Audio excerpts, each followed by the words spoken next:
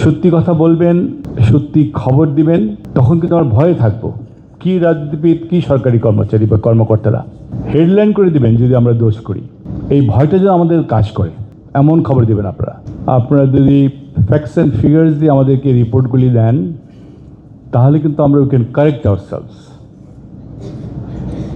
ভুল ধরিয়ে দেবেন, আমরা নিজেদেরকে শুদ্ধ করব। কিন্তু এমন খবর দিবেন না যে খবরটা কোনো কোনো বেইজ নেই। এই কথা প্রসঙ্গে আমি একটা কথা বলি। অনেক বছর আগে জনসংখ্যাতে জনকণ্ঠতে একটা নিউজ এসেছিল আমাকে নিয়ে। তো ভদ্রলোককে জিজ্ঞেস করলাম, রিপোর্টার, যে আপনি যে নিউজটা দিয়েছেন আপনি কি আমাকে চেনেন? কি না ভাই, আপনাকে চিনি না। তো রিপোর্টটা করলেন কীভাবে? কই না, এমনি জাস্ট খোঁজ খবর নিলাম, আপনাকে আজকাল দেখি টেকি না, তাই খবরটা দিলাম। তো আপনি এরকম একটা খবর দিলেন এই দেখি টেকি না বলেই। তো উত্তর ছিল, আচ্ছা ভাই, নেক্সট টাইম একটা ভালো খবর দিয়ে আপনাকে পুষিয়ে দেব। এই যদি জার্নালিজম হয়, তাহলে কি করে আমরা যারা রাজনীতি করি বা আজকে আমাদের বাম পাশে যারা সরকারি চাকরি করে, তাদেরকে তো কি বলবো, অ্যাকাউন্টেবল করতে পারবেন না। আপনারা সত্যি কথা বলবেন, সত্যি খবর দিবেন, তখন কিন্তু আমরা ভয়ে থাকবো। কি রাজনীতিবিদ, কি সরকারি কর্মচারী বা কর্মকর্তারা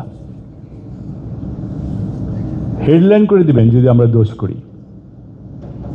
এই ভয়টা যেন আমাদের কাজ করে এমন খবর দিবেন আপনারা।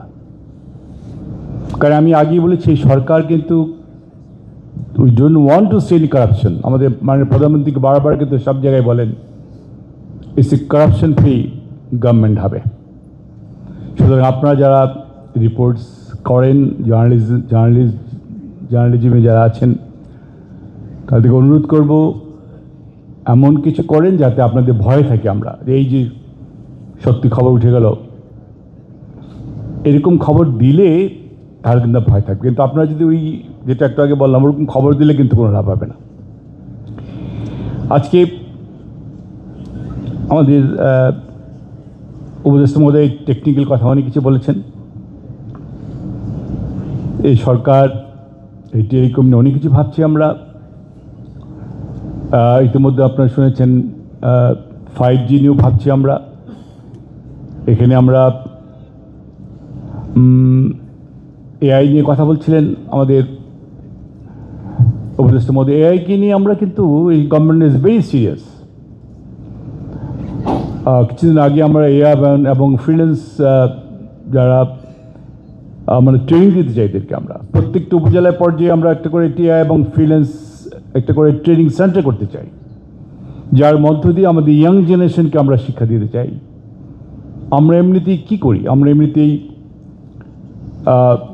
কোনো দক্ষ ম্যান পাওয়ার কিন্তু আমরা বিদেশে পাঠাতে পারি না।